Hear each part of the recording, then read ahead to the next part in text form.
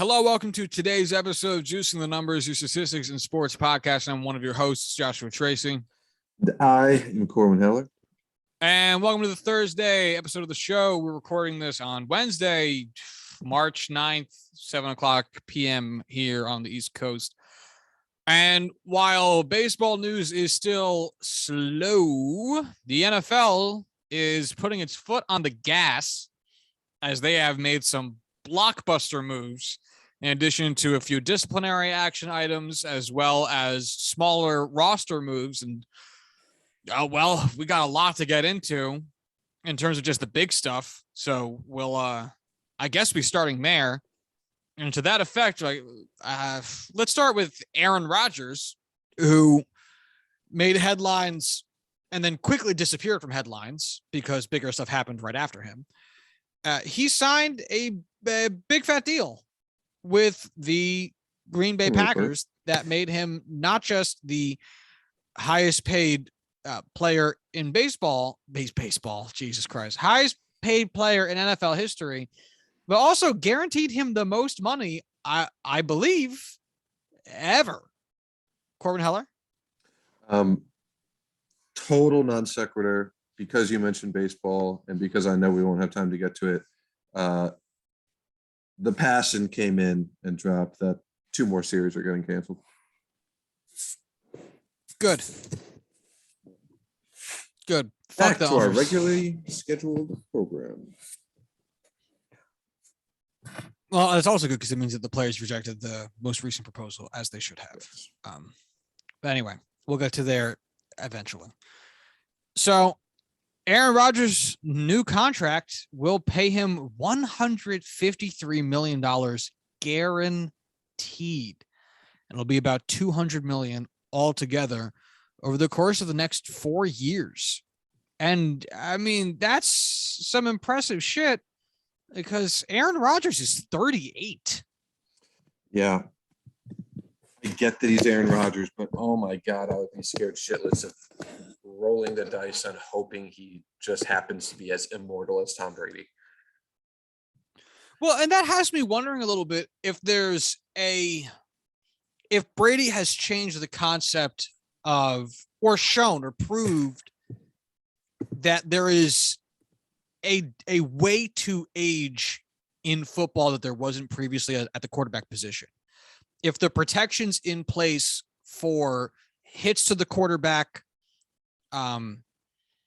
and the focus on, quarterback protection as well as obviously wide receiver protection that makes passing the ball so important and perhaps draws coverage to a certain extent away. You don't see usually nearly as many blitzes nowadays because it's more important to have the pass coverage. That maybe because Brady was able to do it at, granted, an extremely high level in his final years, if maybe there's a new look at what an older quarterback is capable of and capable of not getting hurt as they kind of age into the role. Because we saw a lot of old quarterbacks these past few years. It's not just Brady. But by all means, Brady is still an outlier where, he was 44 years old. And I think 53. It's something that if New England did this with Brady, okay, we would have been like, yo, they're going down with the ship.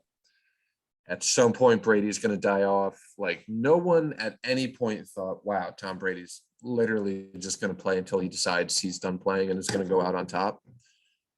He went out MVP, essentially runner-up. Yeah. I know Aaron Rodgers just won back-to-back MVPs.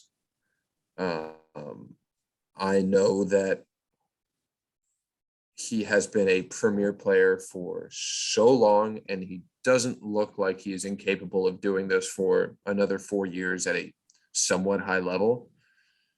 But man, we've seen it so many times where the decline isn't a slow and gradual grace into the afterlife. It is a hard cliff that comes very quickly.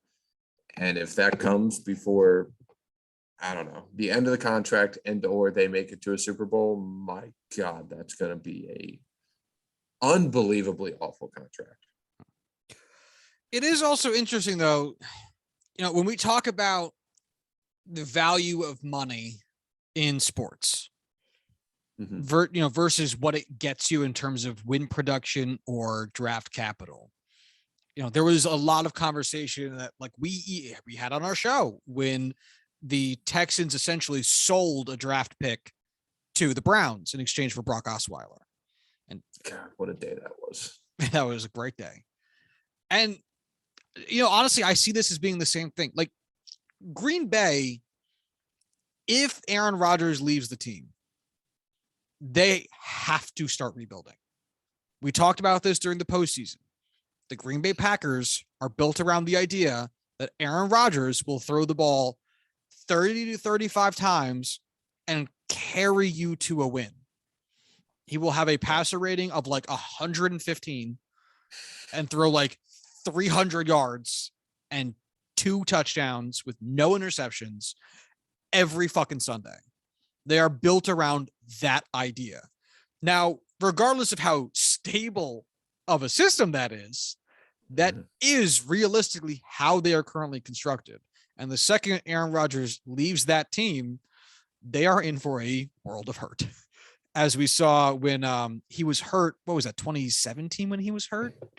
And they had that former Browns guy sucking it up there. DeShone Kizer. Yeah, that was awful. They were hard. Granted, it was years ago, different team, blah, blah, blah, blah, blah. Who gives a shit? I would expect nothing different, though. And if you think about it from the Packers' perspective, and I'm not saying I have an answer for this, but it certainly seems like this is the math that they did. What's worth more to the franchise? $153 million and potentially 4 years of playoff appearances. And, all the ticket revenue that's going to come from having him here, all of the additional TV revenue that we'll get for being on in the postseason, regardless of whether or not we actually win a Super Bowl or not, which Aaron Rodgers has proved he is not very capable of. He is still a main draw, and us being competitive helps a lot with, it is the reason that we're able to do that. Or is it more valuable for them to let him walk and try to start rebuilding with a significantly smaller payroll?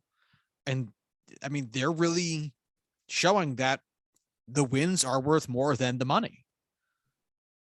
Now, obviously, I'm sure have a lot of gripes still about how Aaron Rodgers has conducted himself the past 12 months, especially, and how he has behaved in regards to COVID protocols and how he has conducted himself in the public forums. He's, and I can't believe it because 24 months ago, I wouldn't have thought this. He's such a fucking asshole.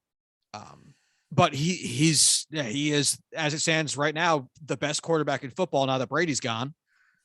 And if he is a guy who can single-handedly take you to the playoffs, the Packers are saying that it's worth the money.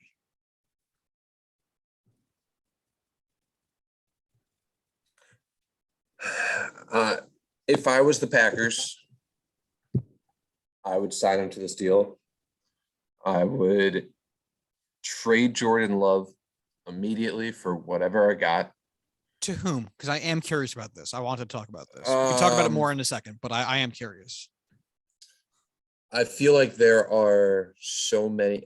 We just saw Carson Wentz get traded for 2 third-round picks, one of which being the possibility of being a second-round pick after he has proven for 3 straight seasons that he just is incapable of being a franchise quarterback. Jordan Love is a former first-round pick that's been sitting behind Aaron Rodgers and has not started a single game. He will have a market for someone. By all means, the Steelers, if they were like, hey, we'll give you a third-round pick for Jordan Love, I would do that in a heartbeat. I genuinely think the Packers would too. It's not worth anything to them to have him play out another season, leave in free agency because there's no way in hell he re-signs with Green Bay. You might as well get some value for him now. And, I get why they drafted him.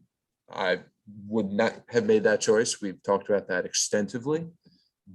But at the end of the day, hey, it was hedging your bet on Aaron Rodgers, maintaining this play level for X amount of years. Wasn't needed. Move on. Get yourself something in return. All right. We'll visit that more in a moment. But so if you were the Packers, you would sign him to this deal. You would trade Jordan Love. Yep. Franchise tag Davante Adams if you can't sign him to a 4-year deal. Which is exactly pretty much the playbook of what we're doing here, or what we've seen here.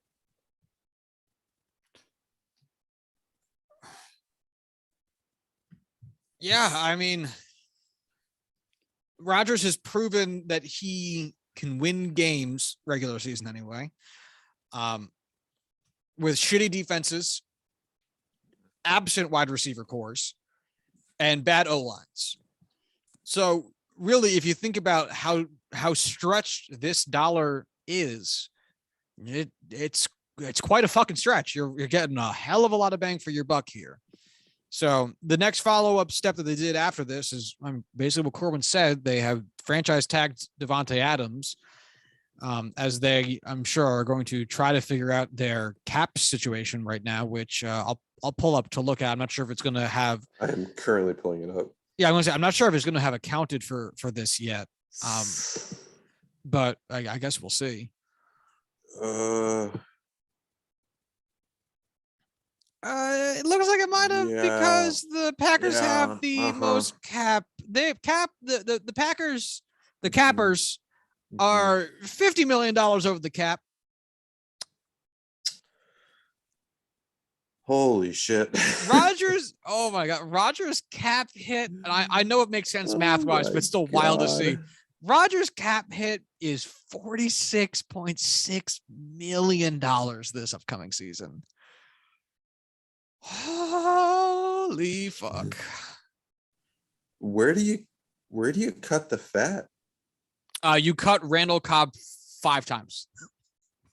Yeah, but like, damn. I'm kidding. I have no fucking clue. Randall Cobb would save you, 9 million, 9.5. No, because it's a 2.7 the dead cap. Yeah. Sorry, so it'd save you 6.8. Well, if you cut Aaron Jones and his $5 million cap hit, you'd only have $13.5 million in dead cap space. So how about Kenny Clark? There you go. And his $10 million cap hit this season, or his $28 million dead cap? Honestly, Adrian Amos is as much as I love the man, former Penn Stater, that's $12 million cap hit, $4 million dead cap. That's $8 million right there. That's too much to avoid. Man, Preston Smith too, Zadarius Smith. I mean, there's probably one of those guys is going to have to go. There's probably going to be a lot of cap or contract restructurings to help spread out. We talked about this on the podcast. The cap is often avoided by making. There's a few ways, but the most common way that you see is they will restructure a player's deal so that a lot of their salary for at least this current season will get turned into a signing bonus, which will then spread out that amount of money that the signing bonus amount into every year of the contract for cap accounting purposes. So if they convert Zadarius, and I might be making a little bit of this up, this is very complicated shit, but if they are able to make Zadarius Smith's like base salary of $14.5 million, if they turn maybe that 14.5 into a signing bonus of some kind, it will spread that across however many years he has left on his contract, which is, oh shit, fucking never mind. This is the last year of his contract. So that's not happening. All right, Preston Smith. How many years you got left? This is the last year of his. Oh my God. David Bakhtiari. You'd have to sign one of them to an extension. David Bakhtiari has 2 more years after this year. And honestly, sign him to a 2-year extension, spread that money out. Again. Jair Alexander. Oh, fuck. This is his last year, too. Wow, dude. They are. He's only 30 years old. Oh, my God. Yeah, you re-sign him immediately. Dude, this is a fascinating situation. So, hey, we'll see. But it's wild. And then that brings us, I guess, back to the question of Jordan Love. And people are saying, Jordan Love, what a waste of a pick. Aaron Rodgers was, what, 36 when they drafted him? Yeah, you draft a quarterback when your current quarterback is 36. Wildly unrealistic to expect to sign him through his age 42 season. Wildly unrealistic to expect that. So, fucking shit happens. The Packers, the Patriots have drafted many quarterbacks since Tom Brady got drafted in the year 2000 or 99 or whatever. Like, it's what you do. It doesn't matter. But in terms of where he goes, what do you think of the Giants? They've already said they're sticking with Jones. So I don't know, because I also saw a report, and look, I know nothing, but I do know that either this report is fake or Joe Shine, however the fuck you pronounce that dude's last name, is an absolute goddamn moron. Because I saw a report that they're potentially going to chase after Mitch Trubisky. I saw it on ESPN, right? Of all places. Huh? One of them's got to win the job, right? I mean, you gotta admit, though, there'd be actually a kind of interesting quarterback camp between Jordan Love, Mitch Trubisky, and Daniel Jones, because at least we would be able to definitively say someone is the best of that group. And honestly, if we're thinking about what the Giants should have to give up to get Jordan Love, because, all right, let me put it this way. If the Giants are not planning on drafting a quarterback, then it would not be the worst thing for the Giants to trade for Jordan Love and then trade back into the draft just a couple spots from using one of their first round picks to accumulate a bunch of capital that can be spent on other supporting cast players. Really wouldn't be the worst idea. If you want to sign Mitch Trubisky to at least bring him into camp and have a quarterback competition, that's fine. But you could then, if they're not planning on drafting a quarterback this year, then they could totally get away with doing a little bit, spreading out their picks a little bit more to create a larger draft pool for themselves. They totally could, especially for other QB needy teams that would likely be interested in, potentially anyway, trading up to get a potential quarterback.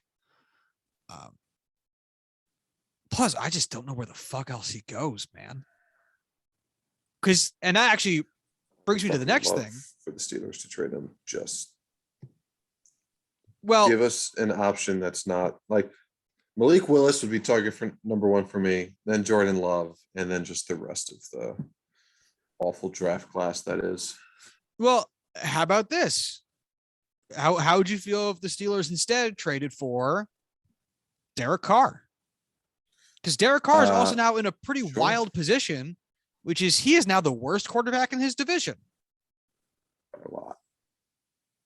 But what's crazy is Derek he's a Carr good quarterback, also, but he's also a good quarterback. Yeah. And the Steelers are really like a Derek Carr away from not having to falter around 500 nearly as closely as they did. Yeah. I mean, by all means, with the defense we have, we saw what Kansas City was able to do last year and how quickly they were able to turn around an offensive line if you invest in it. The Steelers have cap space. They have a defense. They have key pieces that they need for certain. But all of a sudden you add a tried and true average to above average quarterback to the mix, and that's a team that will contend for the AFC North. That's a team that's going to go to the playoffs. I mean, you're getting a guy that wouldn't be my favorite, but boy, far from a bad choice. You're getting a guy who pretty consistently throws for 4,000 yards a season, 4,000 plus yards per season. And you're adding him to a team that is wildly notorious for drafting amazing wide receivers. That's a pretty good combination. Mhm. And I guess we should mention, as we're bouncing a little bit all over the place, but such is life, that the reason Derek Carr is now the worst quarterback in his division is the Seattle Seahawks have made a trade with the Denver Broncos to send Russell Wilson over to the team. Now, this is the bit of news that ended up blowing Aaron Rodgers' massive contract extension clean out the fucking water. But, and rightfully so.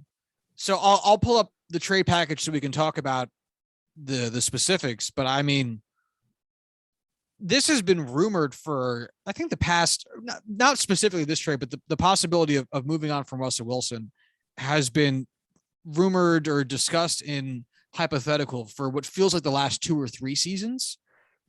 Mhm. But it also feels like one of those things that just would never happen.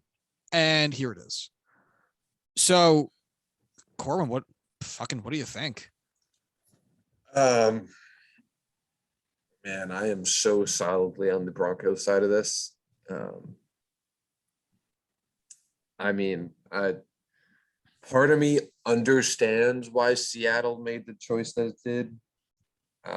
At the same time, boy, I thought you could have gotten a fair amount more. I mean, 2 first-round picks, 2 second-round picks. Don't get me wrong, that's a lot of capital. Russell Wilson, when he's on, which he had an off season last year, I get that, but I mean, he's a top 5 quarterback in the NFL. And I mean, if you're the Broncos, this completely changes the outlook of your team moving forward. You have such a good offense. You have key pieces on defense. You have good defensive players. Don't get me wrong. It's not going to be a solid defense, leading the league in anything next year, but that offense is so scary.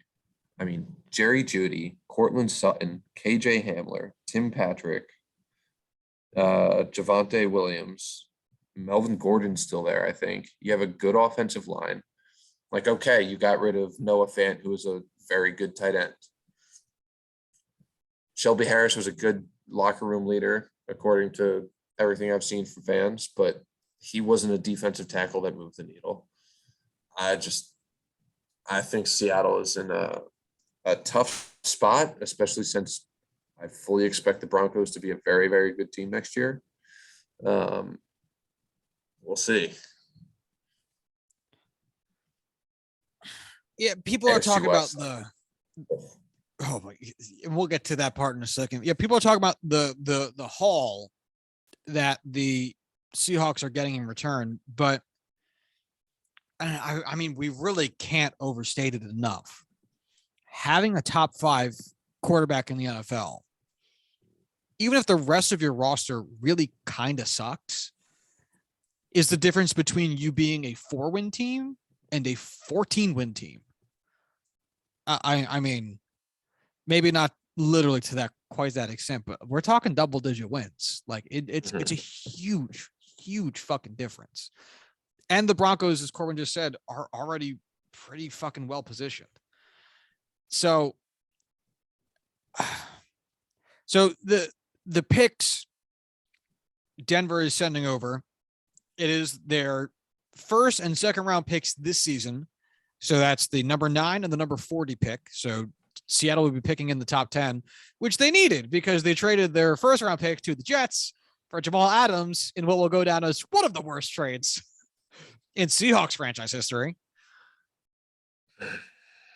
Love it. They'll also receive Denver's 2023 first and second round picks. And they will receive Denver's 5th round pick this year for Seattle's 4th round pick this year. So Denver will have an additional 4th round pick, no 5th round pick, and Seattle will have an additional 5th round pick, no 4th round pick in that instance. It's a lot. It's a lot. Yeah. In addition to that, Seattle will be receiving Drew Lock, who was formerly the quarterback of the Broncos, tight end Noah Fant, defensive lineman Shelby Harris, and then that's it. So those three players. It's tough to know why Drew Lock's even included in this. I imagine because the Broncos definitely don't need him or want him, and Seattle needs a quarterback. Yeah, it very much so feels like a look. If we can't find anything better, we have a backup. Yeah, I cannot imagine he moved the needle significantly in the value going back and forth. We gotta have Drew. Honestly, that 4th round pick that Seattle got, or that Denver got, in addition to Russell Wilson, was probably Drew Lock getting thrown in there. Oh, that's interesting. Also, how hilarious is it that the first offseason that oh fuck, what's his goddamn name? Hold on. Oh, okay. The first offseason that John Elway is not the GM of the team, they do this. Do you think he's sitting at his desk just like, damn, I never would have thought about that? No, I think he's in a boardroom somewhere taking credit for this. Oh, boy. John, don't forget, John Elway, as you and I predicted he would do, promoted himself away from the GM's job because he was sucking so much cock at it. Yep. He is absolutely old white man taking credit for this. Mm-hmm. See that? Classic. I hired that guy who made that decision, so that's on me. I did that, essentially. By the transitive property of success, that's my success.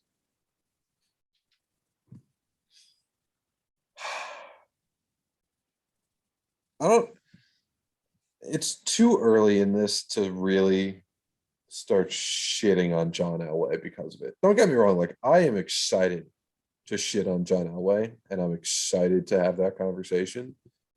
I just don't know if we're ready for that yet. I'm always ready for some good old-fashioned unwarranted shit talk. I just feel like we still need to revel in the trade itself before we talk massive shit. And so, there's been a really interesting shift these past few seasons in which AFC division is the best. And it's not because one division keeps getting appreciably worse. It's really because they all keep getting better. If you had asked me last season or 2 seasons ago, it probably would have been the AFC North because Baltimore had gotten good.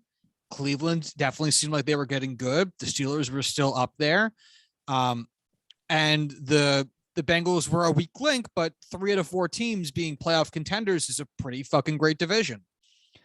Last year, this past season, the AFC South was strong, not great. 2 teams finished with double-digit losses, but the Colts almost made the playoffs, and the Titans were the number 1 seed in the AFC. And for the past several seasons, the AFC West has been in contention for being the best division because Kansas City's been unstoppable. The Chargers seem like they really found something with Justin Herbert, and we're about to be, the next Chiefs. And the Raiders still had Derek Carr and a relatively competent offense that could help them win a lot of games, with the Broncos being the relatively weak link of that bunch. And forever, the AFC East has had New England being perennially good. The Bills had just gotten a lot better because Josh Allen really came into his own. For a hot minute there, the Dolphins looked like they could be turning stuff around, and the Jets being the weak link. And every season, it feels like there's been a turnover in which division is going to claim the title of being the best division because it's been an arms race. And that situation has pivoted once again with the AFC West. And the Broncos were not horrible last season. It's not like the Broncos were the Jets last year where they scraped together 4 wins. They went 7-10, which, it's not fantastic. It's not fucking awful, especially when your quarterback was Drew Lock. Yeah, and a lot of injuries. And now they're adding actual Russell Wilson. I wanted to call him an MVP candidate, perennial MVP candidate, But he's literally never gotten a vote, and there's no way we can even call him that. He's never gotten an MVP vote? Never gotten a single vote. Wait, that's actually insane. Wow. Okay. I Damn. gotta look up his quarterback page to confirm. I know I'm right, but like, I need to be told. Not a single vote. Not a single first team All Pro. 9-time Pro Bowler. 3-time finisher in the top 4 for Offensive Player of the Year. Finished 3rd for Offensive Rookie of the Year. But just does not have a single accolade that you would expect a guy like Russell Wilson to have. I mean, he brought his team to 2 Super Bowls, was the face of that team for so long with the Legion of Boom, is so consistently great and has just never once broken through to the, hey, I'm the top 3 at the position any given year. It's really hilarious because his best year by quarterback rating is 2015.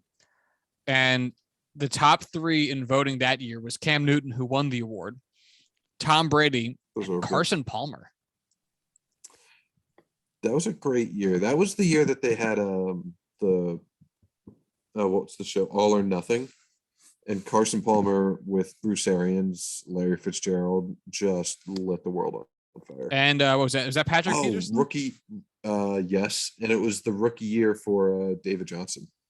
Oh, that's right. Yeah. Remember when he was going to be like this big thing? Yeah, I remember I had him in fantasy that year and was like, I'm never letting this man go. Literally, now Offensive Rookie of the Year, started 5 games and scored 12 touchdowns. You know what's really wild? So between Bobby Wagner and Russell Wilson, both just got, I don't want to say traded off because, or cut or whatever, but both just left the Seahawks on the same day. Mm-hmm. And between the two of them, one of them has a career MVP vote. Oh my God. And it's not Russell Wilson. I gotta pull up Bobby Wagner's page now. Yeah. In 2014, Bobby Wagner received a single MVP vote in the year that Aaron Rodgers won. And Russell Wilson never received a vote, as we just talked about. He had 140 tackles as a rookie and did not win Defensive Rookie of the Year. J.J. Watt. Luke Kuechly. Oh, sorry, just Defensive Player of the Year. Yeah. Wow, what a top 5 for Defensive Rookie of the Year. Luke Kuechly, Bobby Wagner, Casey Hayward, Janoris Jenkins, Levante David. That's some depth there. All of those guys ended up being very good players. Yeah. Man, Offensive Rookie of the Year voting, RG3, Andrew Luck, Russell Wilson. Wow. What a great draft. What a great draft. And it's really tough to even estimate what this Broncos team could even be. It feels like the potential is so gigantic. But it's also so tough to estimate because it's such a dramatic shift. And it's like when the Rams traded for Stafford, it felt almost like we had a little bit more of a clear picture of what they were getting and how he was going to slot into that system. Because we'd seen the Rams be very successful with the players they had, and we knew kind of the degree of an upgrade they were getting with Matt Stafford. And it's almost tough to even picture Russell Wilson away from Pete Carroll, let alone in a different league, in a different system, wildly different players. And I don't want to say questions around his ability to perform like he could, like he's some fucking schmuck, but definitely a little bit more like Stafford was very consistent. I'm not going to sit here and tell you he was, astonishing, but remarkably consistent in his performance. Whereas there's been at least a slight amount of, due to injuries, not his own personal ability, more variance in Russell Wilson these past few years. And so it's just it's going to be fascinating. It's going to be absolutely fascinating to see what they're able to accomplish. I really want the Steelers to sign Bobby Wagner. I got very distracted by this. He had 170 tackles last year. Sorry. I want to see your reaction when I tell you this. You ready? Okay. Yep. Because this is blowing my mind a little bit. Russell Wilson has more seasons under 4,000 yards passing than he does over.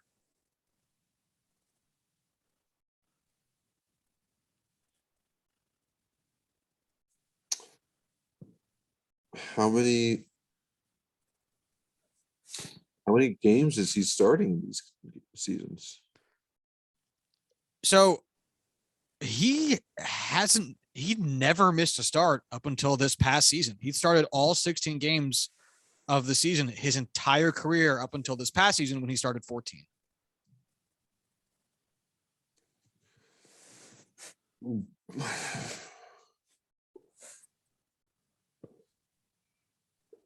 I can't argue these stats that are presented in front of me, but no, they're wrong.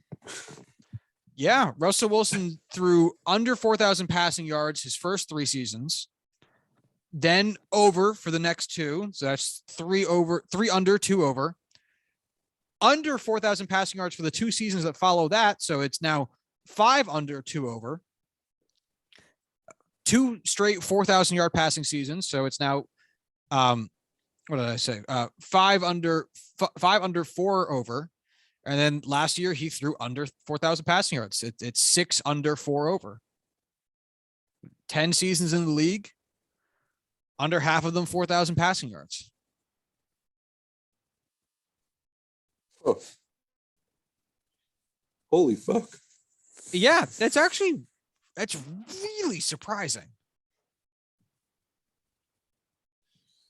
Now, granted, one of those misses is barely him. In 2017, he had 3,983 passing yards. He's one good pass away from breaking 4,000. But nonetheless, the rest of these are not even close. The rest of these don't even break 3,500 yards.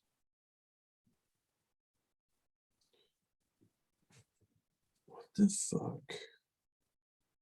Yeah, which I guess I've just never looked at this, but it's kind of crazy. I don't like it. Yeah, and I guess that also builds in a little bit to what I'm saying, because there is a little bit more variance in Russell Wilson, who I think we can both agree is still a top 5 quarterback, regardless of the fact that the yards aren't exactly lining up to our perceptions of him. But there is a little bit more variance than what we typically see when we look at these types of trades. Like Derek Carr is more consistent than Russell Wilson. I'm not going to say Derek Carr is better than Russell Wilson, because that's a whole different conversation. But if we're talking about how to understand the addition of a player to a new team, consistency is really good for making those assumptions, which honestly, I can't say we can really make with Russ. Obviously, it's going to be a plus. Like, no one's going to sit here and say, oh, that's a super trade for the Broncos. I mean, this guy might not even throw 4,000 yards. No one's saying that, but it's just tough to get an idea of to what extent the addition is going to help when there is this slight amount of variance here.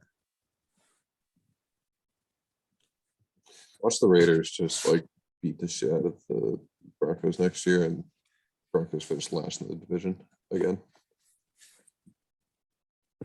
And that's what I'm saying. Like, what do the Raiders do? Like, the Raiders either have to make a big splash or tear down. Like, no matter how good you are, it would be ridiculous to make the playoffs as the worst team in your division. Which, with the extended postseason that we have, the expanded postseason that we have now, it's now possible. There's 3 wild card teams, sure. An entire division could make the postseason.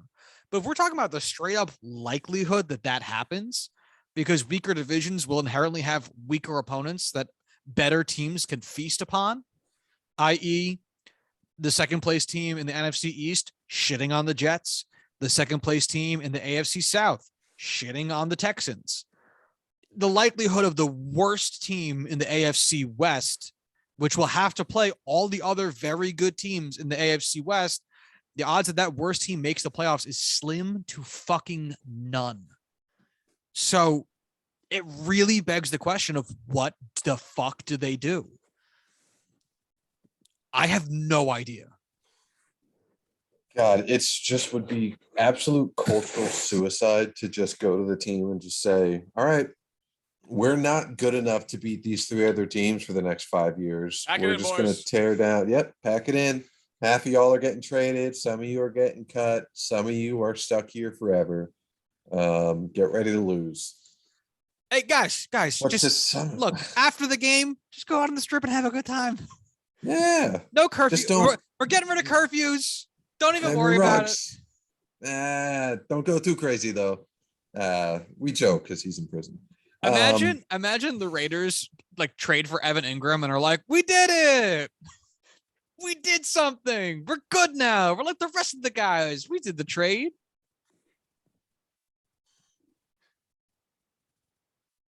Man, I don't know what the fucking Raiders do. That's tough, man. They'll hire John Gruden. He'll fix it. I just feel at the end of the day, like, you are capped. Like, no matter how good Derek Carr is, he's not a special quarterback. And that's going to cap a team like the Raiders so much. Now, it might end up also being in the Raiders' best interest to just do whatever they can do, not extend themselves, and play through the regular season and see what happens. Because there's also a couple of possibilities by doing that. For one thing, if Russ gets hurt or if the Broncos aren't able to congeal in the way that their front office is, they might be able to do, and there's room for the Raiders to extend them. Like, imagine a world in which the Broncos win 10 games, but the Raiders win 11. It's honestly not that wild of a leap to make, especially because the Raiders just won 10 games. They could. Who the fuck knows? In which case, hey, you got a chance to make the playoffs and you win for it. There's also the possibility that they play through the season. The team is good, clearly not good enough for the playoffs, but because they have talent on the roster, they can get more return by trading near the deadline than they could have by trading in the offseason. A possibility. Imagine there's a team that is down a quarterback late in the game and you've got Derek Carr not going anywhere.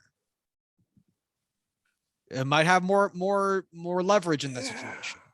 It's risky, but like you said, though, you can't just walk into as the GM of the Raiders. I can't go to the owner. I can't go to Mark Davis and be like, hey, dude, we are not good enough. And I just want to tear down and suck it up for a while we just kind of wait this shitstorm out for the next 3 to 7 years. You can't. Yeah. I mean, the best scenario there is, all right, let's look at what the Bengals literally just did. 2 years, they went from first overall pick to the Super Bowl because they got a historically good quarterback. That's easier said than done. But Much. Man, it's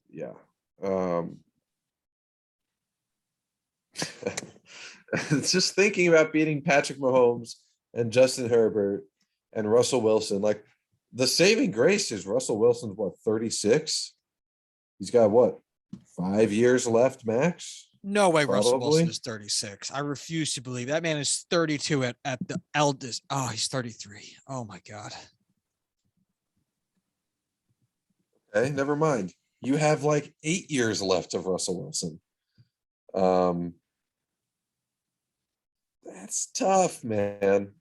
That's honestly, really even tough. When I just went onto Russell Wilson's page and saw that he's been playing for 10 years, I was like, fuck you, 10 years?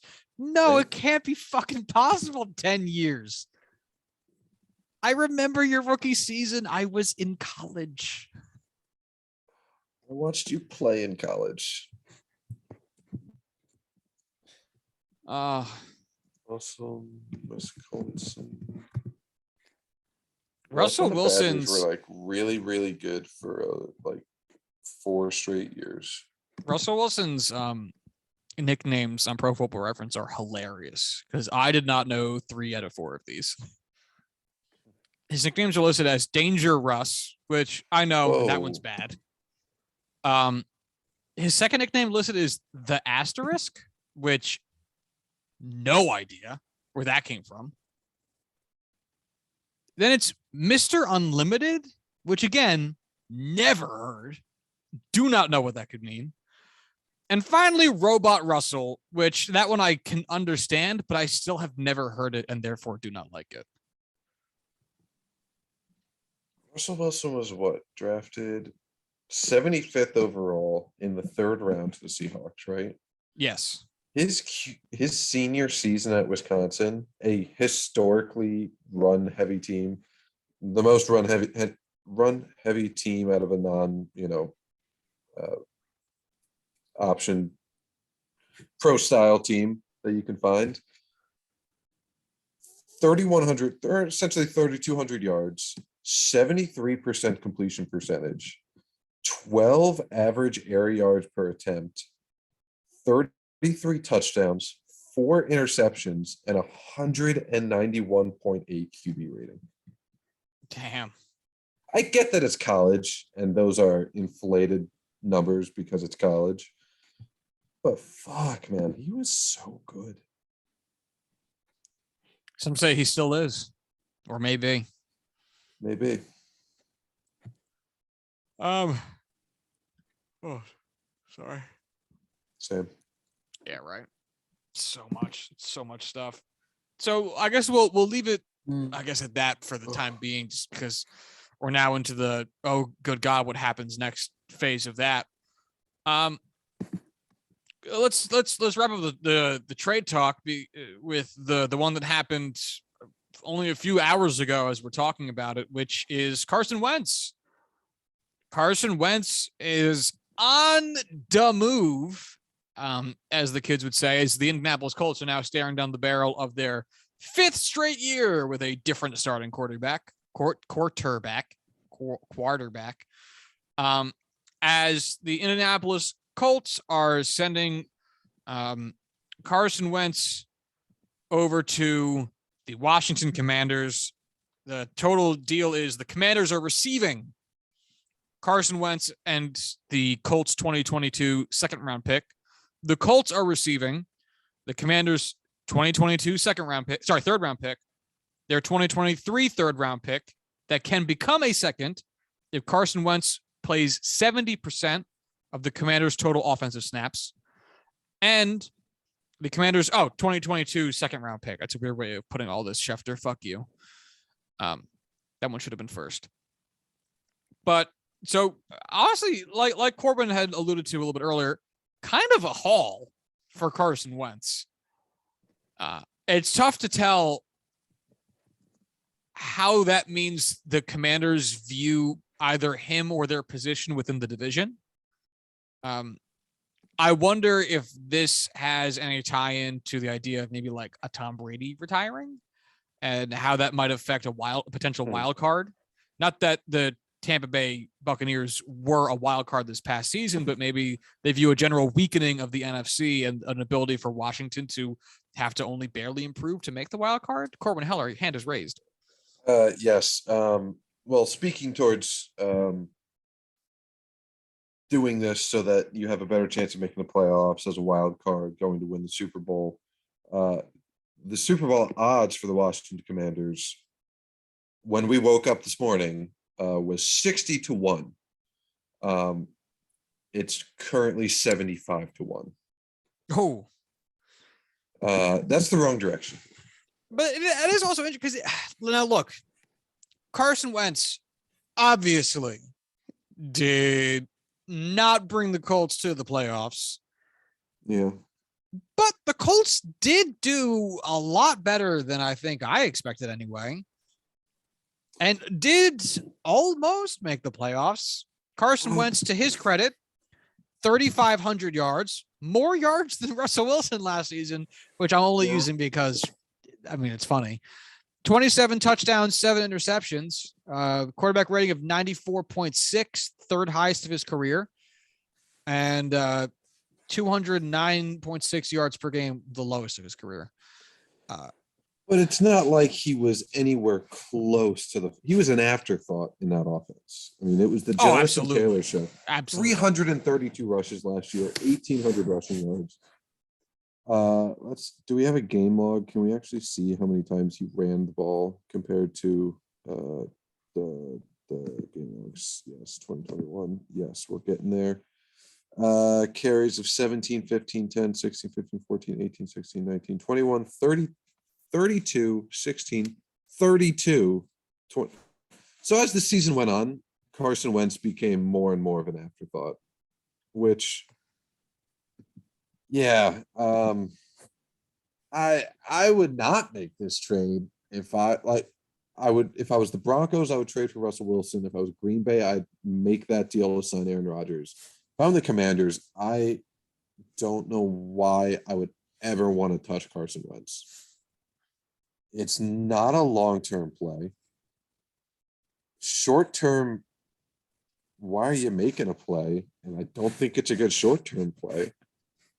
At this point, you're just throwing away what will inevitably end up being a second and third round pick.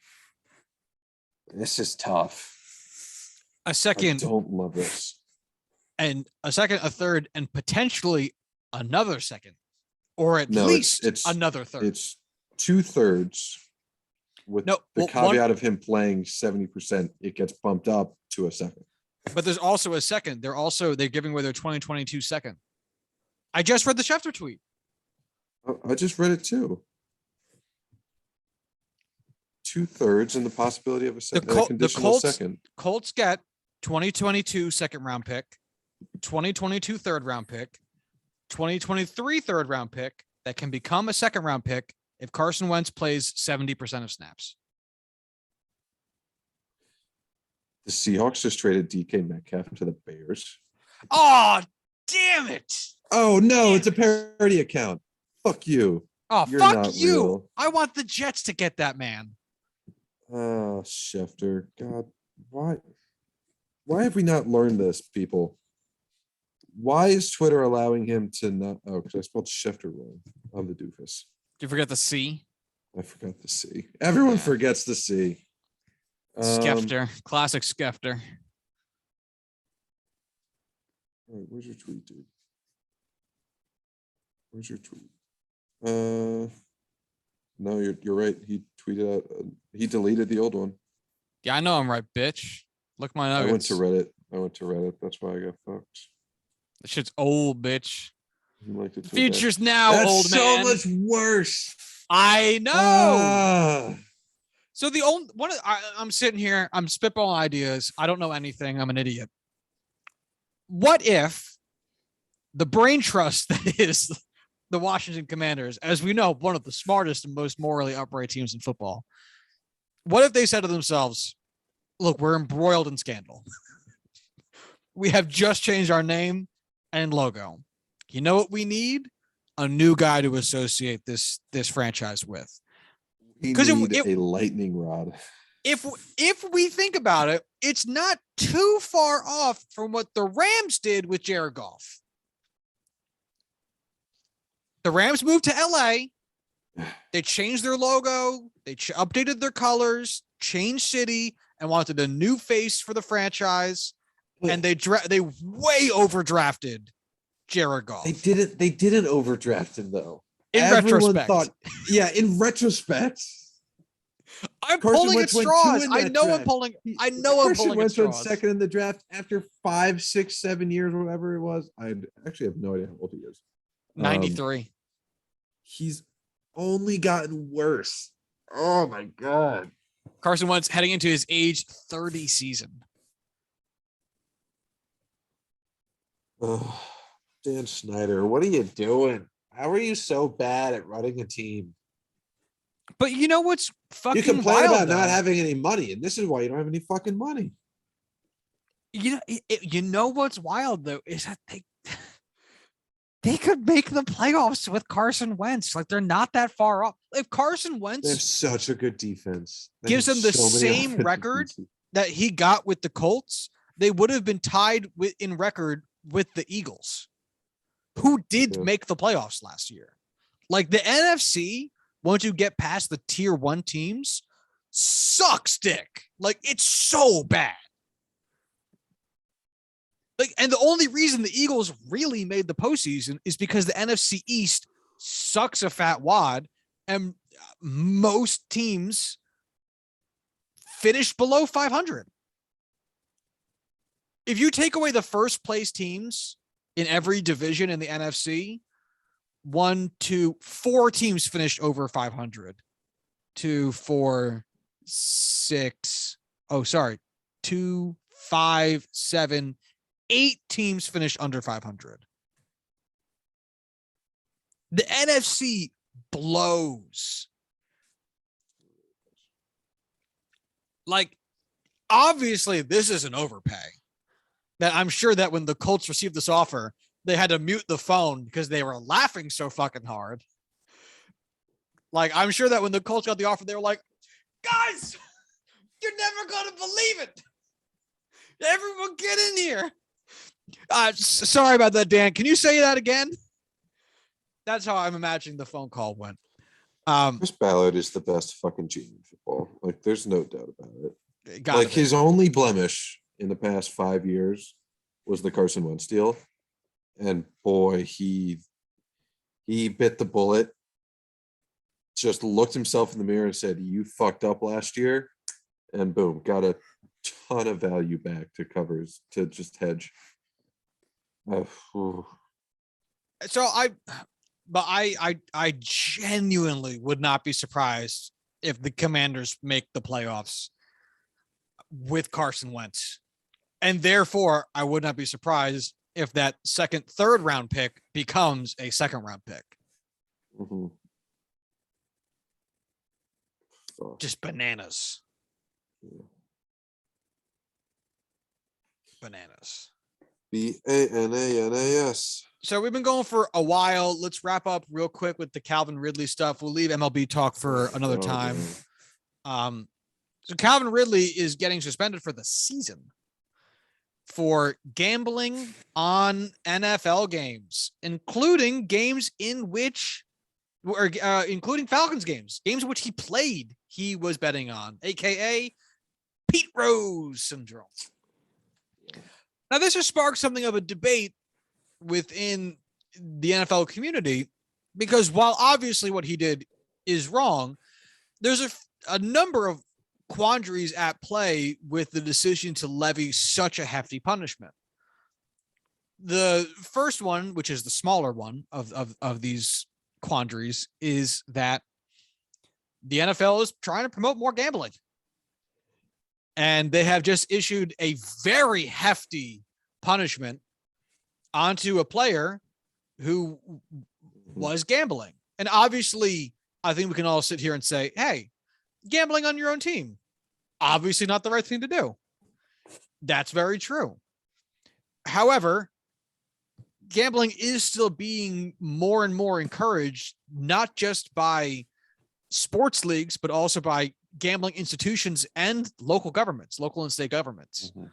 So it is weird to see such an aggressive punishment for something that we're still rather new to.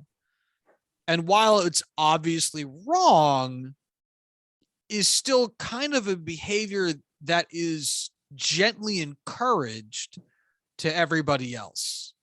What do you think about it from that perspective? Say that again. The last part of your sentence. Generally, that it's weird to see such an incredibly heavy penalty on a behavior that is actively being encouraged by the league, just not for the players themselves. I mean, from an outside perspective, and from what you see as that suspension being compared to the much larger, headline breakers that were, Ray Rice and Ezekiel Elliott and the countless, domestic violence and off the field suspensions that we've seen in years past, where it blows your mind that Ray Rice can knock a woman unconscious on video and get 2 games. Right. We're getting to that perspective. Calvin Ridley. Yeah.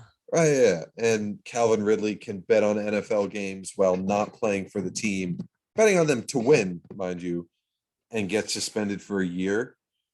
It's like, are we taking fucking crazy pills here? But when you dig into it, there's a reason why things directly involving the NFL are punished significantly more stringently, than off the field concerns that are by all means under the scope of the US legal system. As fucked up as the US legal system is, it's not like the NFL is the judge, jury, and executioner when it comes to justice of its players.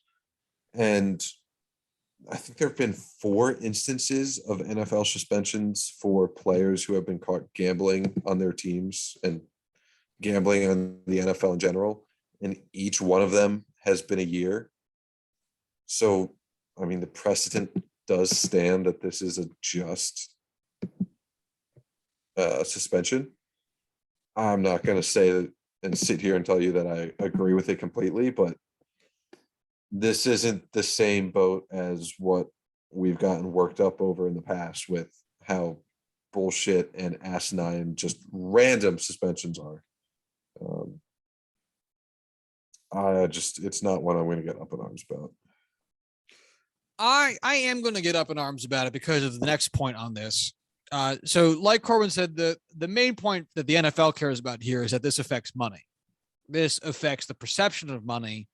And I'm guessing, as Corwin said, there is a perception that the NFL has more control over this aspect than they do the more legal aspects of domestic violence.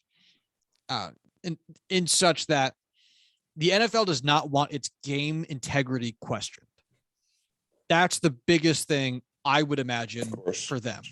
They don't want to have players betting on the outcomes of their own games because it might then lead to players behaving or playing in a certain way to affect the outcomes of the games that they themselves bet on. And it introduces the idea that players could potentially be bought to perform a certain way, a la the 1919 Black Sox. You don't, or 1917, whatever year it was. You don't want that, because then your game, which you're trying to push more gambling in, becomes less reliable for gambling because no one can trust the results anymore to be on the level, and your revenue will suffer. You could lose fans. I get it. Having a severe punishment, understandable. However, things do not happen in a vacuum, especially when we're talking about punishments for things. When we're talking about discouraging certain behaviors. And the fact that Ray Rice suspended for 2 games, Adrian Peterson, felony child abuse, 6 games, Greg Hardy for beating his girlfriend, 4 games, Ezekiel Elliott, 6 games, Calvin Ridley, 17 games for using FanDuel. That's their problem. If we want to talk about discouraging behavior,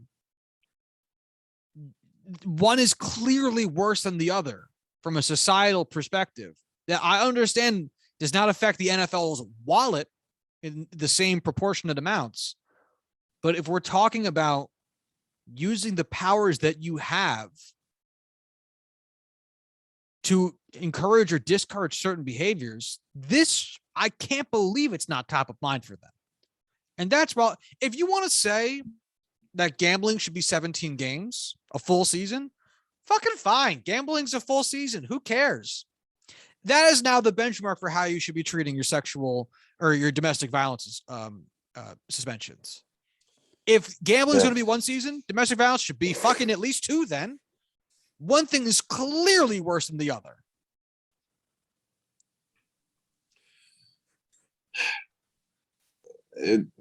Look, we both would run the NFL so unbelievably differently. I'm screaming into the wind a little bit here. I know. I have no. It's what we end up talking about and bringing up most of the time when we get to a point like this, where I don't agree with it. I get why they're doing it. There's nothing not ever. We can't change anything. I fucking hate it, but I kind of just have to accept that those are the parameters in which this is going to be until we force it to be otherwise. And it's so fucking dumb that it comes down to this, but I don't expect anything less.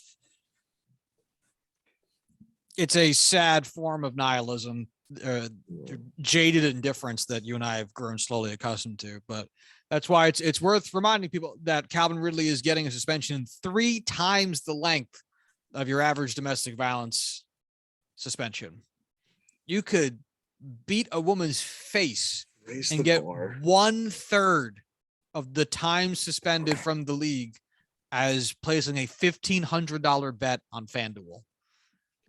Just raise the bar, raise the standard. A little bit, right? Just a little. So ending on a downer, but hey, suck my balls. Is what it is. We'll talk about baseball stuff later. There's still no CBA. That's the big thing. We'll get into some of the details that we have when we have some time, but that's the big thing. We said we wouldn't hold our breath last week. Good thing we didn't, because hey, look at us. We're still a bunch of assholes holding our dicks, wondering when the fuck this shit's gonna actually go through. So we'll pick that up when we have some time. In the meantime, if you would like to follow the show on Twitter, you can do so at JuicingPod. If you'd like to follow Corwin on Twitter, you can do so at Corwin Heller. And if you'd like to follow myself on Twitter, you can do so at Joshua D. Tracy. If you'd like to send emails to the show, you can do so at juicingthenumbers@gmail.com. And until hopefully Monday, y'all have a good one. Bye.